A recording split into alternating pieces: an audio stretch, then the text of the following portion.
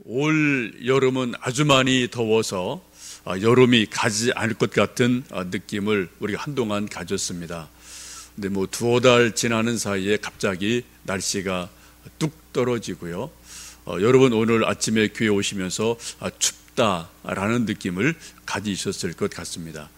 오늘부터 저희도 에어컨 시설을 어제까지는 냉방으로 놓았는데 오늘 아침부터는 난방으로 좀 전환을 해서 혹 여러분 트시면은 좀 따뜻한 바람이 나오게 될 겁니다.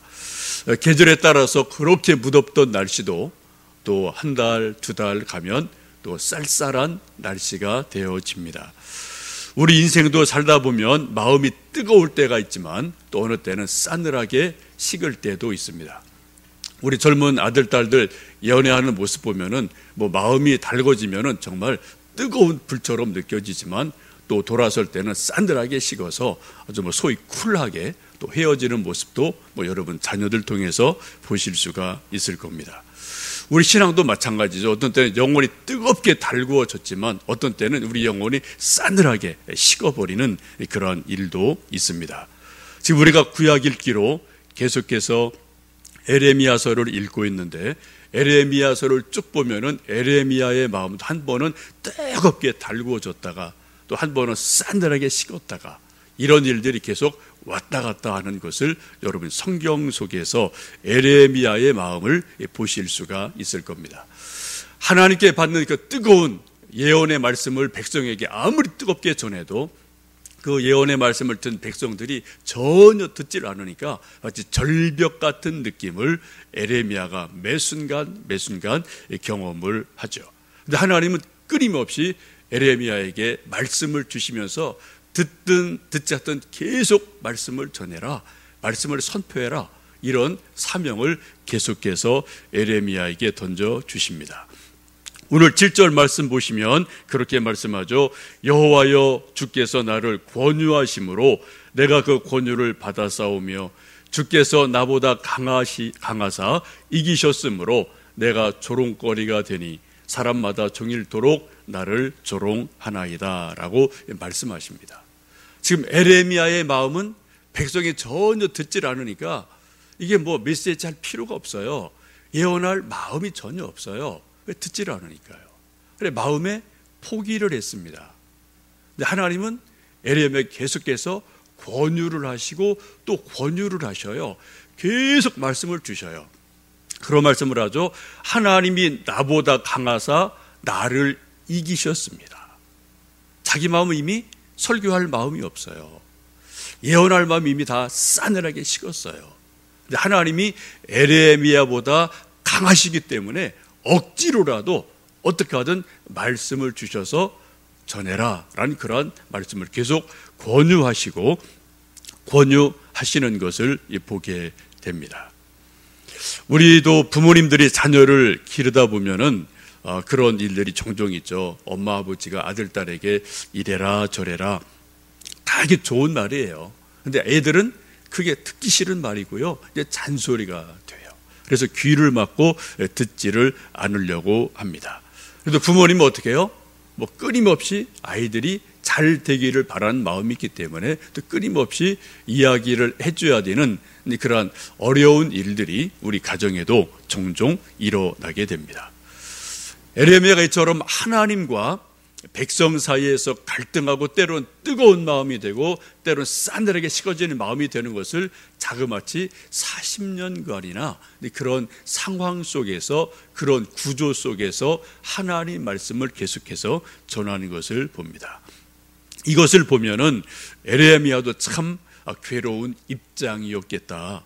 하나님과 사람 사이에 백성 사이에 샌드위치가 돼서 이러지도 못하고 저러지도 못하는 그러한 숙명 아닌 숙명이 소위 예언자들의 모습이고 삶이었던 것을 우리는 성경 속에서 보게 됩니다. 에레미야가 하나님의 말씀을 전해 듣고 예언할 때 백성들이 아멘 하고 잘 받아들여주면 얼마나 좋겠습니까만 그러나 백성들이 그 말을 듣질 않아요. 계속되는 말씀이 그렇지 않습니까? 사람마다 종일토록 나를 조롱합니다. 때론 나를 종일토록 치욕과 모욕거리가 되게 합니다. 친구들도 내게 등을 돌리고 이제 그 소리 그만 좀 해라, 듣기 싫다 라고 친구들도 등을 돌리고, 친구들도 에레미야가 실족해서 에레미야가 망했으면 좋겠다, 그런 말이 지금 계속해서 뒤에 보시는 대로 나오게 됩니다. 여러분, 이렇게 어려운 일을 당할 때 에레미야의 마음이 싹 식어버리고 내가 다시는 하나님의 이름으로 예언하지 않으리라, 말하지 않아야지, 그런 마음의 결심을 나름대로 하게 됩니다. 9절에 그렇게 말씀하지 않습니까? 내가 다시는 여호와를 선포하지 아니하리라, 그의 이름으로 말하지 아니하리라 라고 다짐을 하고 몇 번이나 다짐을 하고 있는 에레미야를 보게 됩니다. 당연한 일이죠. 이런 답답한 일을 당하면 천하의 에레미야라도 내가 이런 일을 계속 해야 되나 말아야 되나, 이런 갈등이 있음에 틀림이 없어요. 지금 하나님의 일을 분명히 합니다. 하나님이 들려주시는 메시지를 가감없이 그대로 백성들에게 선포하고 있어요. 근데 백성들은 전혀 들을 마음이 없습니다. 오히려 반대하고 욕을 하고 옥에 가두는 일들이 일어나게 됩니다. 이런 일이 계속되면은 천하장사라도 마음에 시험이 들 수밖에 없습니다. 에이, 그만두지 뭐. 내가 말한다고 바뀌는 게 있나? 들어주기는 하나? 그런 절망감 때문에 에레미야가 크게 낙심하는 모습을 보게 됩니다. 혹시 우리도 이런 일이 교회를 섬기며 주님을 섬기며 혹 있지 않습니까? 우리가 열심히 나름대로 주님을 섬겼습니다. 교회를 섬겼습니다. 이런저런 일들을, 봉사를 열심히 했어요. 근데 들려오는 소식이 이런저런 긍정보다는 부정의 말들이 들려올 때가 있어요. 잘했네, 못했네, 이런 말들이 이렇게 저렇게 들려올 때가 종종 있지요. 그런 말을 들으면 우리 마음속에 일하고 싶은 마음이 싹 사라져 버리게 돼요. 내 나름대로 열심히 하나님 앞에 주신 그것을 섬긴다고 했는데 사람들이 알든 모르든 이 말 저 말이 들려올 때 우리 주님을 섬기고 교회를 섬기는 많은 사람들이 실족하게 되고 마음의 시험을 당할 때가 종종 있게 됩니다. 지금 에레미야의 처지가 바로 그러한 처지인 것을 보게 됩니다. 그래서 에레미야가 마음에 다짐하기를 내가 다시는 예언하지 않겠다, 내가 다시는 여호와를 선포하지 않겠다, 그의 이름으로 말씀을 전하지 않겠다라고 마음에 2번, 3번 다짐을 하고 다짐을 하는 그러한 모습을 보게 됩니다. 그런데 묘하죠? 이렇게 내가 다시는 하나님 말씀을 전하지 않아야지, 근데 하나님의 이름으로 어떤 예언도 하지 않아야지라는 마음의 다짐을 하는데 조금 있다가 마음 깊은 곳에서 불붙는 마음이 일어난다라고 함께 고백을 하죠. 우리 한번 9절 말씀을 함께 읽어보시겠습니다. 내가 다시는 여호와를 선포하지 아니하리라 하며 그의 이름으로 말하지 아니하리라 하면 나의 마음이 불붙는 것 같아서 골수에 사무치니 답답하여 견딜 수 없나이다 라고 고백을 합니다. 지금 에레미야 마음이 계속해서 이쪽 저쪽으로 왔다 갔다 해요.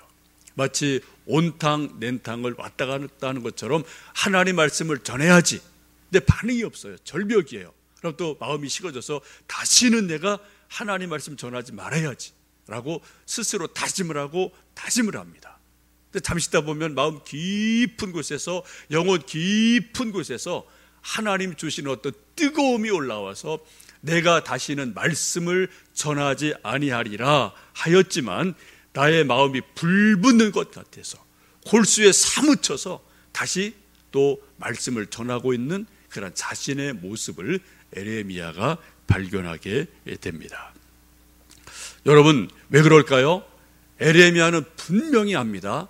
하나님이 주신 메시지를 통해서 이대로 가면은 유대 백성이 다 멸망을 해요. 다 죽는 겁니다. 바벨론의 포로가 되어서 나라가 절단이 나죠. 사실 그렇게 역사적으로 그렇게 흘러가죠. 근데 백성들은 듣지를 않아요. 전혀 반응이 없습니다. 왕도 반응이 없어요. 오히려 하나님 말씀을 전하는 에레미야를 옥에 가두고 때리고 매국노라고 욕하는 그러한 일들이 계속 발생을 하니까 이 어려운 처지를 상황을 에레미야가 도저히 감당을 못하면서 포기하다가 또 한편의 마음속에서는 하나님이 주시는 명확한 메시지가 있기 때문에 또 분명히 에레미야는 알기 때문에 그 중간 사이에서 갈등하는 모습을 우리가 보게 됩니다. 그때 하는 말이 그런 고백이죠.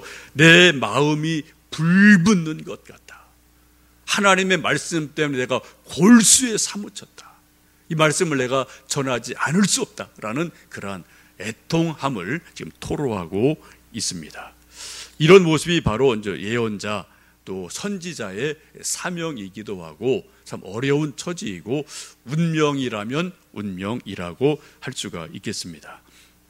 우리 부모님들도 자녀를 키우다 보면 이런 비슷한 일들을 종종 경험을 합니다. 아이들이 뭐 늘 부모님 기대처럼 말처럼 잘 되어지는 것이 아닐 때가 있기 때문에 어떤 때는 아주 절망을 해요. 이제 얘는 틀렸다. 얘는 도저히 가능성이 없다. 라고 우리가 마음에 스스로 사망 선고를 내리고 마음을 접을 때가 있어요. 아들, 딸에서 우리가 완전히 포기할 때가 있어요. 근데 어떡합니까? 내 아들이고 딸이고 어떡하겠어요? 또 보면 또 마음에서 안타까운 마음이 일어나니까 또 이런 저런 말로 권면을 하기도 하고 용돈을 주기도 하고 잔소리를 하기도 하는 그런 마음들이 우리 부모의 마음속에 뭐 이렇게 저렇게 왔다 갔다 하는 말들이 있죠. 지금 에레미야의 마음이 마치 그렇다라고 보시면 좋겠습니다. 여러분, 에레미야의 마음속에 지금 가장 중요한 것은 하나님의 말씀으로 인해서 마음 깊은 곳에서 불 붙는 것 같다라는 말씀에 여러분 주목을 해보시면 좋겠습니다. 우리가 공부를 하든 사업을 하든 기도를 하든 믿음 생활을 하든 혹은 인생을 어떻게 살아가든 분명한 것은 우리 마음속에 불이 없으면 아무것도 일을 성취할 수가 없습니다.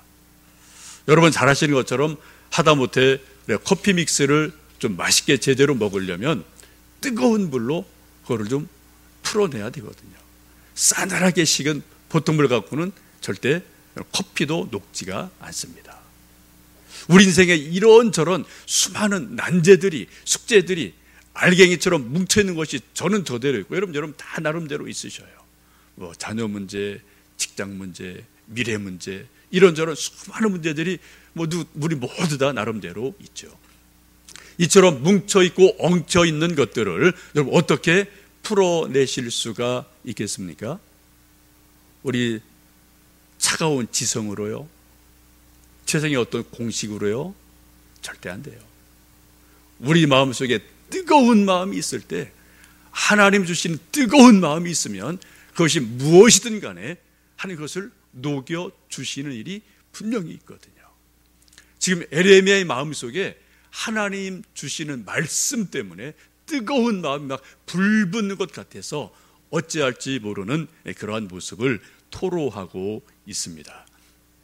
여러분 지금 이제 10월 말을 이제 저희들 살고 있는데 여러분 마음이 좀 뜨거우십니까? 아니면은 가을 날씨처럼 좀 선선하든 좀 싸늘하게 식어 있지는 않으신지 모르겠습니다. 여러분 어떻게 하면 우리가 우리 마음에 거룩한 불을 붙일 수가 있을까요? 우리 영혼에 어떻게 하면 뜨거운 불을 우리 영혼에 불을 붙일 수가 있을까요? 물론 하나님이 주시는 은혜이지만 우리 인간 입장에서는 몇 가지를 심각하게 고민해 보셔야 됩니다. 첫 번째는 하나님 말씀을 받을 때 불붙는 마음이 일어납니다. 지금 저희들 계속해서 에레미야서를 여러분 하루에 2-3장 읽고 계시고 또 그전에는 다니엘서를 읽으셨는데 저들 쭉 읽을 때마다 계속 제 눈에 뜨이고 밟히는 것은 하나님 말씀이 다니엘에게 임하면 깨달아지면, 에레미야에게 하나님 말씀이 임하면 그분들 마음에 불이 붙더라고요. 상황은 전혀 그렇지 않아요. 상황은 냉랭합니다. 세상은 절벽입니다. 싸늘해요. 그런데 그럼에도 불구하고 다니엘의 마음속에, 에레미야의 마음속에, 그 영혼 속에 하나님 말씀이 들려지면 그분들의 마음에서 불이 붙는 것을 우리가 예언서 속에서 읽을 수가 있습니다. 누가복음을 보시면 엠마오로 가는 두 제자가 나오게 됩니다. 예수님이 부활하신 소식을 친구들에게 전해 들었어요. 근데 도저히 믿어지지가 않아요. 실망하고 낙심해서 고향으로 터덜터덜 두 친구가 이런저런 이야기하며 걸어가고 있습니다. 근데 부활하신 예수님 중간에 그들 가운데 슬며시 끼어들어서 이런저런 얘기를 하시다가 성경 이야기를 풀어주시게 됩니다. 그리고 저녁 만찬을 하실 때 그들이 부활한 예수님을 알게 되고 놀라게 되죠.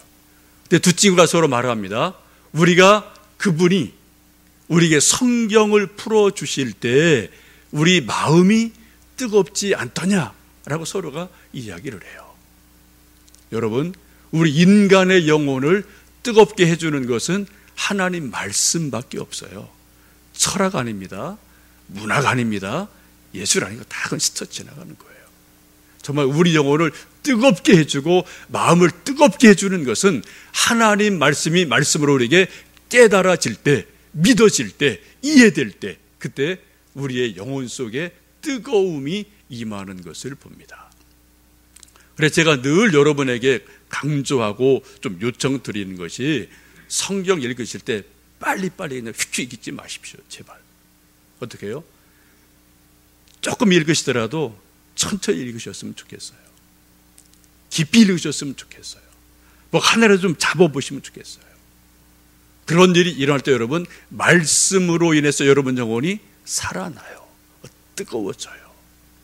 여러분, 요 근래 가을, 이제 여름 지나면서 요 몇 달러간에 성경을 읽으시다가 큐티를 하시다가 묵상을 하다가 어떤 한 말씀이 여러분의 마음에 뿡 하고 다가와서 그 말씀 때문에 여러분 영혼에 막 불이 붙는 것, 그런 것 여러분 경험해 보셨나요?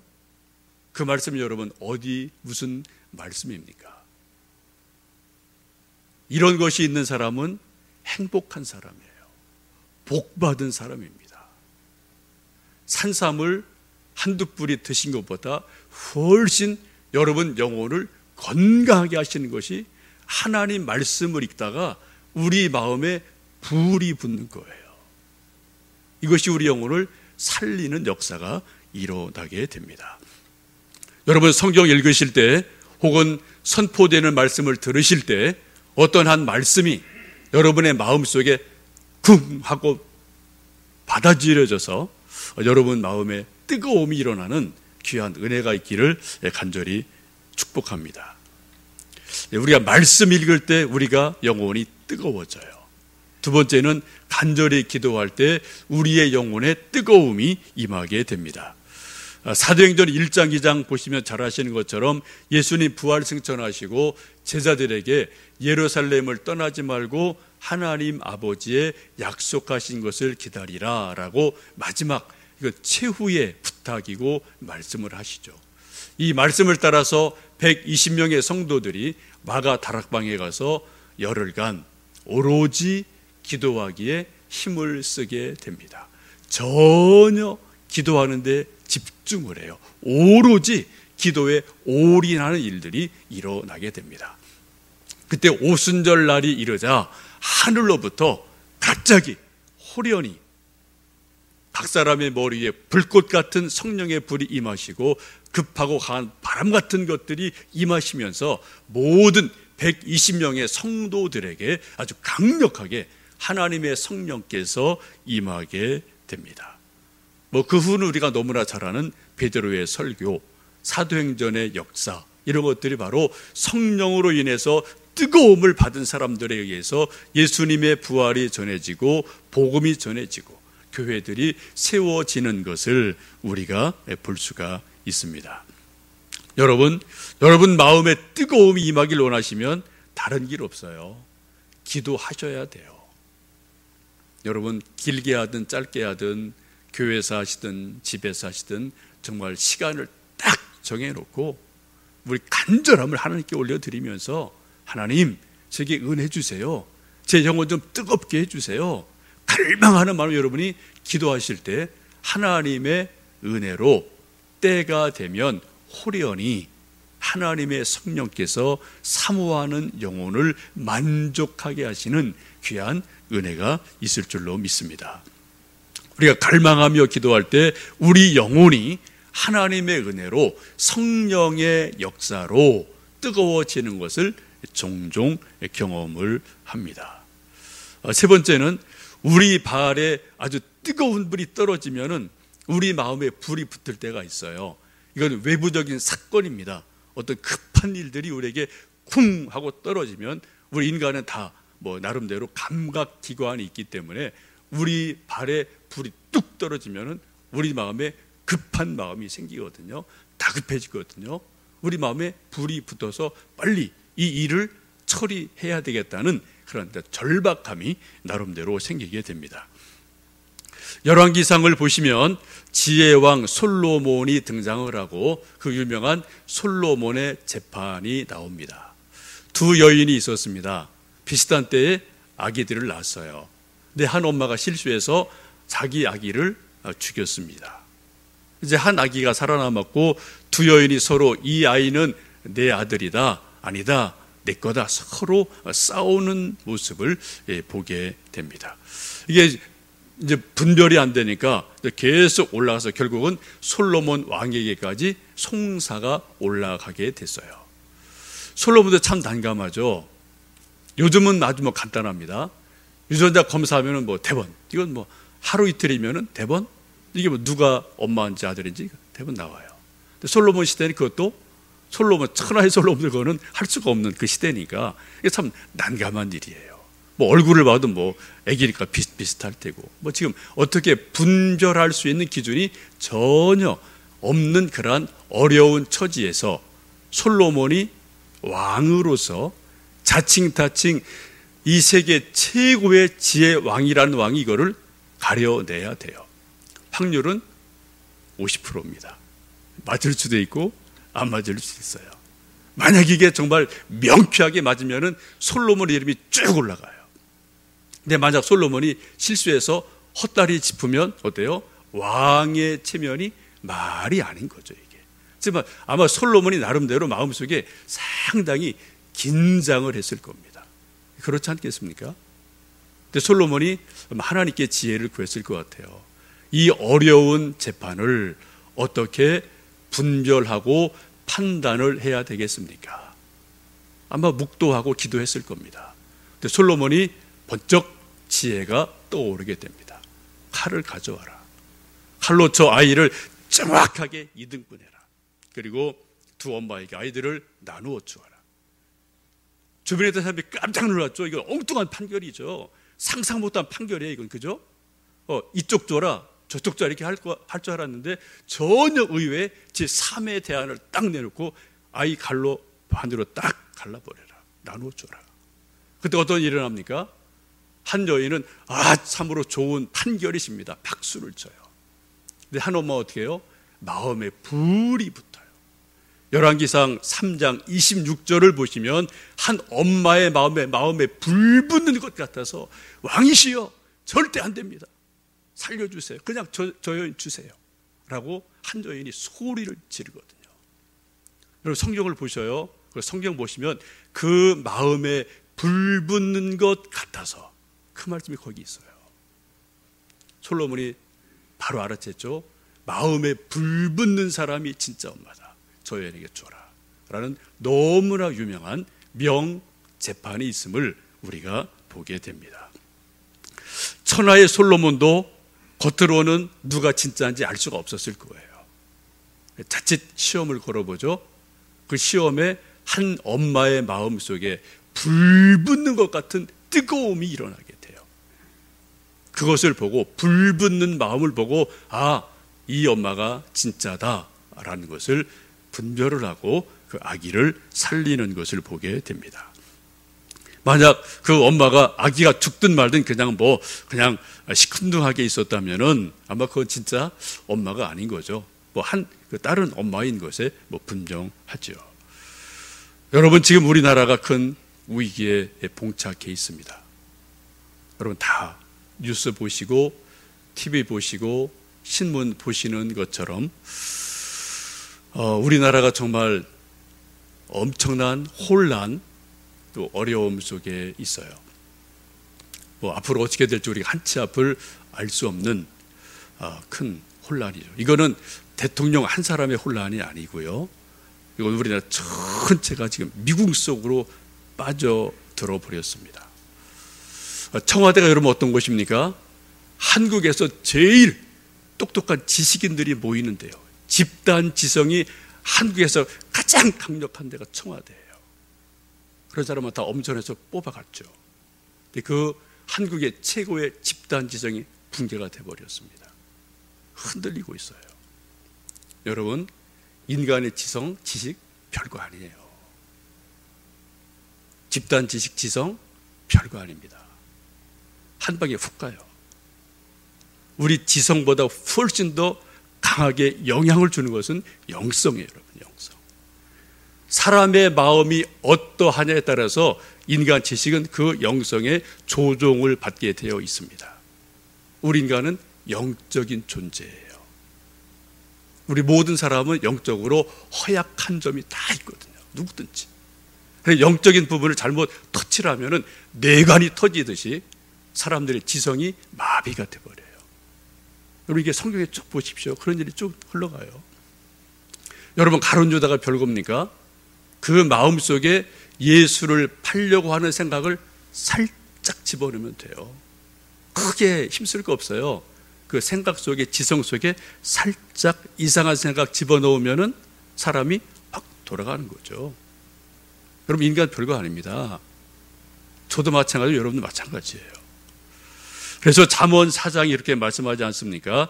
무릇 지킬 만한 것 중에 더욱 내 마음을 지켜라.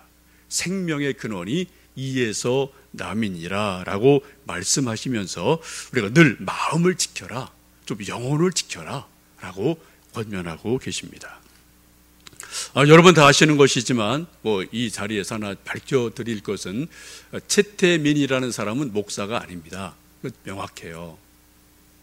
언론에서 초기에는 목사라는 타이틀을 붙였다가 아마 우리 한기총과 여러 기독교 단체에서 아마 좀 언론계에 요청을 한 것 같아요. 며칠 지나서는 이제 최태민이라고 이제 이렇게 조금 목사라는 이제 말은 빠지게 보도되는 것을 여러분 조금 변화되는 것을 보실 수가 있을 터인데 이게 좀 바른 거죠. 그 사람은 불교, 천주교, 기독교 왔다 갔다 한 사람입니다. 근거가 없는, 뿌리가 없는 사람이에요. 나중에 그 사람이 기독교, 불교, 천주교, 천도교 4개 종교를 다 이렇게 나름대로 얽고 설고 해서 만들어낸 것이 소위 영세교라는 사이비 종교 집단을 만들어내고 거기서 교주로서 좀 생활을 한 사람이죠. 근데 제가 볼 때는 추측컨대는 사이비에도 여러분 카리스마가 있어요. 무당도 카리스마 있습니다. 여러분, 무당이 소위 신통한 무당이 여러분 딱 얼굴 보고요, 눈 딱 1대1로 눈을 뚫어지게 바라보고 당신 앞으로 이렇게 됩니다. 이렇게 해야 돼요 라고 단호하게 여러분에게 무당이 예언을 한다면 여러분 그 말 그냥 싹 스쳐 지나가시겠어요? 아니요. 제가 장담합니다. 여러분 마음속에 그 무당이 한 한마디 말이 콕 박혀갖고 자낙자낙 그 생각에서 벗어나지 못할 가능성이 아주 많아요. 심지어 믿는 사람도. 여러분 그렇지 않으신다고 장담하시겠어요? 장담 못 하실걸요. 근데 목사가 기도를 하고 하나님의 말씀 붙들고 씨름해서 전하는 설교는 다 그냥 귓전으로 날아가요. 마음에 박히는 게 없어요. 근데 거리의 무당이 한두 마디 툭 던진 거는 사람들 마음에 푹 박힌다니까요. 평생 가요 그게. 그래 무슨 일이면 이것도 그거 아니야 라고 흔들릴 때가 있거든요, 여러분. 사람이 이렇게 심약한 존재예요. 이게 별거 아니에요, 지성이라는 게. 하여튼 이러한 일들이 지금 우리 속에 안타깝지만 일어나고 있는 여러 가지 현상들을 우리가 볼 수가 있습니다. 나라 지도력이 붕괴됐고요, 우리 백성들이 다 낙심하고 근심을 하고 있습니다. 나라가 어디로 갈지 우리가 한치 앞을 알 수 없는 큰 혼란 속에 우리가 다 빠져 있습니다. 훗날 역사가들이 오늘의 이런 사태들을 아주 크게 좀 이야기할 것 같고, 우리가 지금 현실을 다 알 수는 없지만 정말 참 어려운 시기다라는 것을 기록하지 않을까 싶습니다. 대통령도 출구를 찾지 못하고 있을 것 같고요, 국회의원들도 각자 생각이 다 달라서 합의된 해결책을 찾아낼 도리가 없어요. 백성들은 백성들대로 다 마음이 산산조각이 나고 낙심을 하고 있고 근심을 하고 있습니다. 여러분, 길이 어디일까요? 우리가 동쪽을 가야 됩니까? 서쪽을 가야 됩니까? 남쪽을 가야 됩니까? 도대체 지금 우리 사회에서 길이 어디 있다라고 여러분 생각을 하십니까? 여러분, 오늘의 이런 사태를 보시면서 다니엘서를 읽고 에레미야를 잘 읽어보시면 다니엘의 말씀이, 에레미야의 말씀이 2500년 전 까마득한 옛날 이야기가 아닌 것을 여러분 아실 수가 있을 거예요. 2500년 전에도 이런 일이 있었구나. 지금 21세기에도 이런 일이 또 반복이 되는구나. 이건 우리나라뿐 아니죠. 다른 나라 다 마찬가지예요. 우리 인간의 본질이 똑같기 때문에 등장인물이 조금 다르고 상황이 조금 다르고 시대가 무대가 조금 다를 뿐이지 우리 모든 인간은 다 죄인이거든요. 우리 인간의 모든 문제는 본질이 똑같아요. 껍데기만 조금 바뀔 뿐이에요. 여러분, 한번 그런 노래, 여러분 성경을 에레미야서를 쭉 읽어보시면 이런 비슷한 일이 2500년 전 유대 땅에도 있었나? 에레미야가 그렇게 고민을 했나? 그런 말씀 여러분 좀 성경 속에서 보실 수가 있을 겁니다. 에레미야가 애끓는 마음으로, 불타는 마음으로 하나님께 돌아와라, 하나님께 돌아오면 길이 있다, 살 길이 있다라고 그렇게 외치고 애를 쓰지만 백성들이, 왕이 그 에레미야의 예언을 듣지 않았습니다. 결국 BC 586년 바벨론 포로로 유대가 멸망을 하고 역사에서 사라지는 비극을 잘 알고 있습니다. 오늘은 종교개혁 499주년이 되는 날입니다. 내년이 500주년이 되는 해입니다. 제가 한번 그런 말씀 드린 적 있죠. 우리 통합 측에서 이단 문제가 막 불거질 때 저도 한 달간 막 마음에 불이 붙어갖고, 이건 있을 수 없는 일이 일어났기 때문에 하여튼 나름대로 애를 쓰고 기도했는데, 그때 제 마음에 나름대로 개인적으로 깨달아진 건, 종교개혁 500주년 행사한다고 학회, 학술대 지금 엄청나게 많아요. 그거에서 뭐 하게요? 논문 써서 뭐 하게요? 하나님이 제가 볼 때는 아예 그냥 한국교회 중요한 교단을 근본을 흔들어 놓으셔갖고 뿌리부터 확 뒤집어 놓으셔갖고 개혁하려면 제대로 개혁해라, 그런 메시지를 강력하게 주시기 위해서 있을 수 없는 일이 일어난 거예요. 우리 교회에서도요. 우리나라 역시 저는 마찬가지로 보고 싶어요. 있을 수 없는 일이 일어났죠. 여러분, 지금 우리도 에레미야처럼 불붙는 마음으로 민족을 위해서 기도할 때인 줄로 압니다. 나라를 위해 기도할 때인 줄로 압니다. 이런 나라가 위중한 가운데 그건 저쪽 동네 정치인들 얘기지 청와대하고 여의도가 다 알아서 할 거야 라고 여러분 마음을 멀리 하시고 마음이 식어 있다면 도대체 여러분은 어느 나라 사람이십니까? 어디 국민이십니까 도대체 여러분? 여러분, 지금 우리는 다니엘처럼 에레미야처럼 마음에 불이 붙어서 하나님 좀 우리 민족 좀 다시 한번 살려주세요, 좀 길 좀 열어주셔요. 우리가 길을 찾지를 못합니다. 우리가 다 죄인입니다. 그분들뿐 아니고 우리 같은 죄인이에요, 여러분. 그죠? 우리 분리하지 마셔요. 우리는 다 하나님 앞에 똑같은 죄인이지 않습니까? 여러분, 정말 불붙는 마음으로 하나님, 우리 허물을 용서해 주십시오. 우리 죄를 좀 용서해 주세요. 여러분, 이 땅이 우리만 살다 갈 땅입니까? 아니요. 그처럼 우리가 목숨처럼 소중히 여기는 아들, 딸이 살아갈 땅이에요. 우리 아들, 딸, 손주, 손녀들이 계속해서 여기서 살아갈 땅이란 말입니다. 나라란 말입니다. 어떡하시겠어요, 여러분?